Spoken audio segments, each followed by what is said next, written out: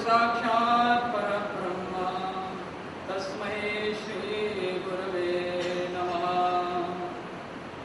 व्यासाय विष्णुरूपाय व्यासरूपाय विष्णवे नमो वै ब्रह्मविधये वासिष्ठाय नमो नमः। सच्चिदानन्दरूपाय विश्वोत्पत्त्यादिहेतवे तापत्रयविनाशाय श्रीकृष्णाय वयं वाञ्छाकल्पतरुभ्यश्च कृपा सिन्धुभ्यैव च पतितानां पावनेभ्यो वैष्णवेभ्यो नमो नमः। अज्ञानतिमिरान्धस्य ज्ञानाञ्जनशलाकया चक्षुरुन्मीलितं येन तस्मै श्रीगुरवे नमः। तस्मै श्रीगुरवे नमः। तस्मै श्रीगुरवे नमः। तस्मै श्रीगुरवे नमः। तस्मै श्रीगुरवे नमः। श्री वृंदावन बिहारी लाल की, श्री राधा रानी की, श्री यमुना महारानी की, श्री गिरिराज महाराज की, श्री वृंदावन धाम की, श्री बरसाना धाम की, श्री ब्रजमंडल धाम की, ब्रज के समस्त भक्तन की, सब संतन की, सदगुरुदेव भगवान की जय जय श्री राधे। जय जय श्री राधे। जय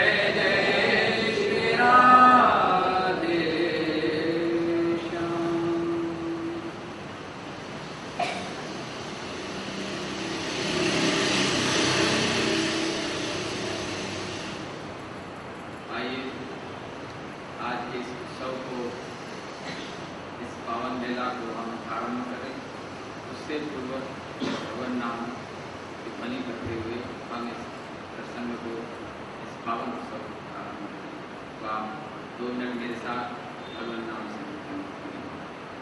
श्री राधे गोविंद, श्री राधे गोविंद, राधे गोविंद,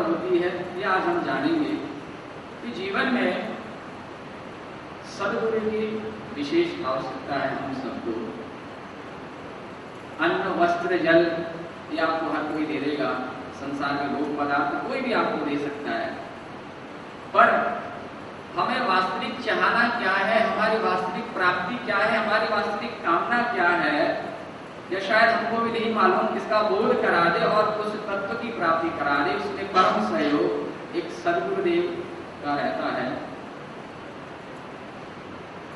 तो हमारे जीवन में सद्गुरु की क्या महिमा है, क्या आवश्यकता है, तो उस विषय पर आज हम कुछ समय चर्चा करेंगे, हम श्रवण करेंगे, हम जानेंगे कि हमारे जीवन में गुरु की क्या आवश्यकता है और गुरु किसे कहते हैं, गुरु कौन है।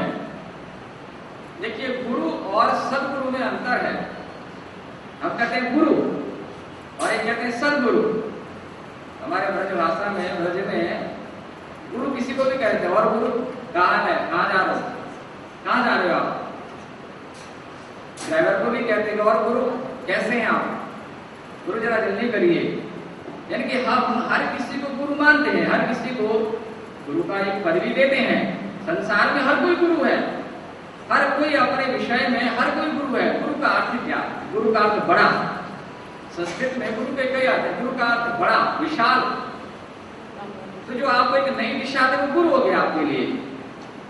दत्तात्रेय जी के प्रसंग में आपने श्रवण किया, श्रीमद् भागवत में 24 गुरु का वर्णन आता है। वहां दत्तात्रेय जी ने 24 गुरुओं को धारण किया। अर्थात जीवन में जहां से आपको मार्ग मिले वो आपका गुरु, वो आपका गुरु हो गया।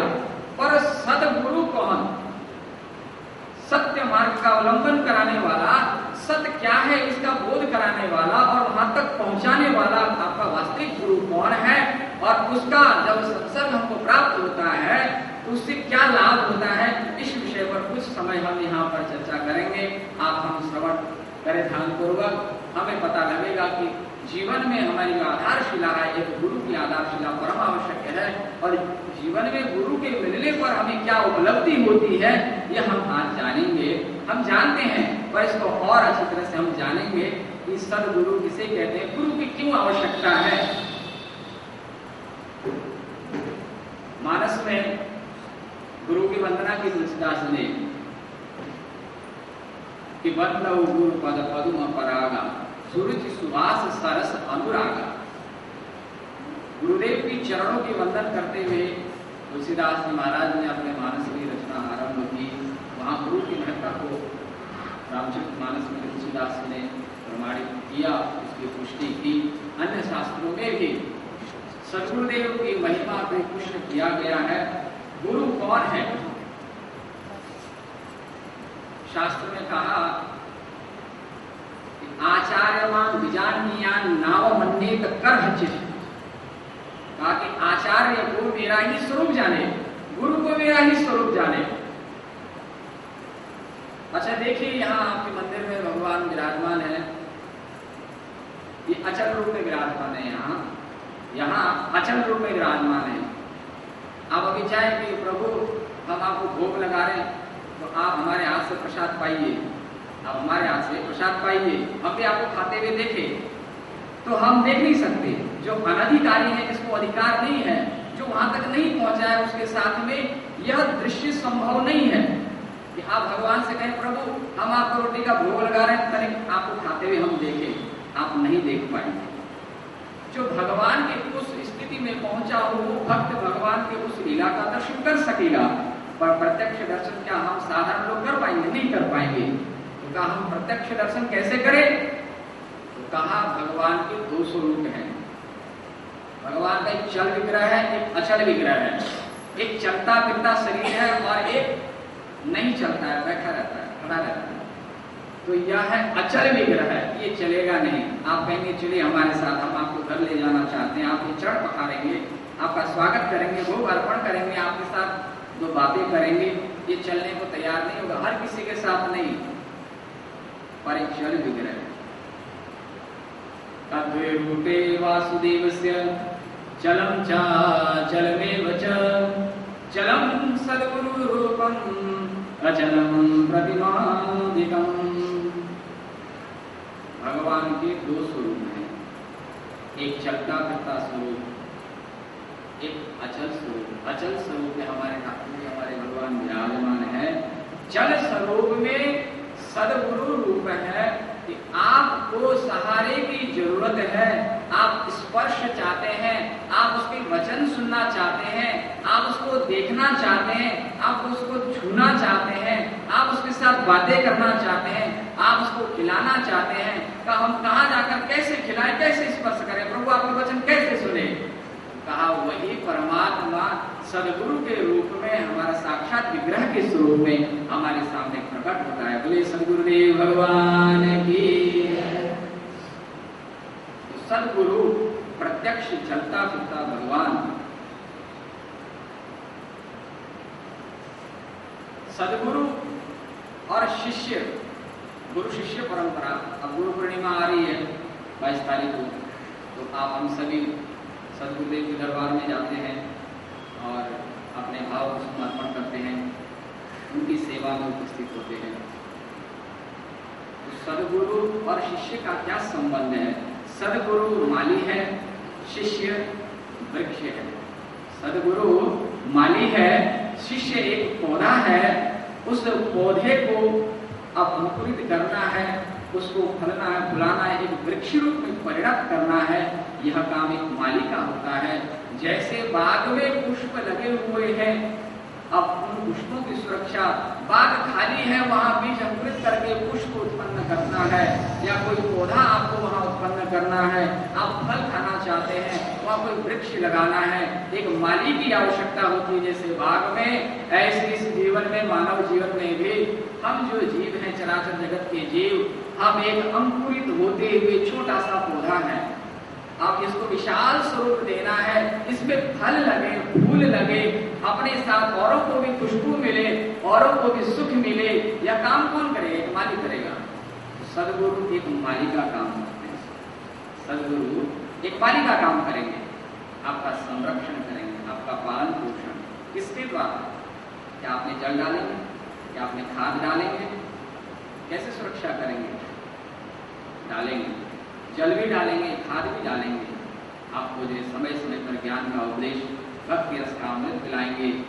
चारों तरफ से आपकी कृपा रूपी सुरक्षा का आवरण आपके सामने रखेंगे और एक दिन आपको एक वृक्ष के रूप में परिणत कर देंगे। आप वृक्ष बन चुके होंगे, उस समय आप सबको आनंद प्रदान करेंगे। तो गुरु अपने शिष्य को एक वृक्ष की भांति तैयार करता है। देखिए, आज हमारे अनेकों शास्त्र हैं, हमारे भारतीय दर्शन में अनेकों शास्त्र हैं, शास्त्र के अनेक सिद्धांत हैं। अब क्या आप सभी शास्त्रों के वचनों को पालन कर पाएंगे? शास्त्र ने बहुत सी बातें कही हैं। शास्त्र एक प्रकार से मार्ग है। हम बोलते हैं शास्त्र के अनुसार चलो, क्यों? शास्त्र एक मार्ग है। अब आपको रास्ता तो किसी ने दिखा दिया कि इस रास्ते से आपको जाना है, पर आपको चलना नहीं आता, तो आपकी उंगली पकड़नी पड़ेगी। जैसे माँ अपने बच्चे की उंगली पकड़ करके, उसको चलना नहीं आता है, उसको उठाती है, तो धीरे धीरे घुटनों के बल, पांव के बल खड़ा होता है, उसके बाद उसको चलना सिखाती, समर्थ हो जाता है। ऐसे सदगुरु देव भी हमारे साथ में यही क्रिया करते हैं कि हमें चलना नहीं आता, हमें रास्ता नहीं पता, शास्त्र का बोध कराएंगे। शास्त्र ने कह दिया कि इस मार्ग से जाओ, का प्रभु अब मुझे जाना नहीं आता, मुझे जाना नहीं आता, अब मैं कैसे जाऊं? तो सदगुरुदेव आते हैं, उंगली पकड़ के उसको विस्तार से उस मार्ग से ले जाते हैं, गंतव्य मार्ग तक पहुंचाते हैं। तो मार्ग है हमारा ईश्वर का मार्ग। हमें पहुंचना कहाँ है? हमें पहुंचना है वहां, ईश्वर अंश जीव अविनाशी, चेतन अमल सहज सुख राशि। हम उसकी संतान, ईश्वर तक हमें पहुंचना है। और पहुंचेंगे कैसे? कोई तो सहारा हो। जैसे छत में चढ़ने के लिए सीढ़ी की आवश्यकता है, ऐसे उस परमात्मा के दर तक पहुंचने के लिए सदगुरु एक आश्रय है, सदगुरु एक माध्यम है, सदगुरु एक किनारा है। सदगुरु का आश्रय ग्रहण कर हम वहां तक पहुंच पाएंगे। इसलिए तुलसी बाबा ने कहा कि वंदो गुरु पद पदो पराग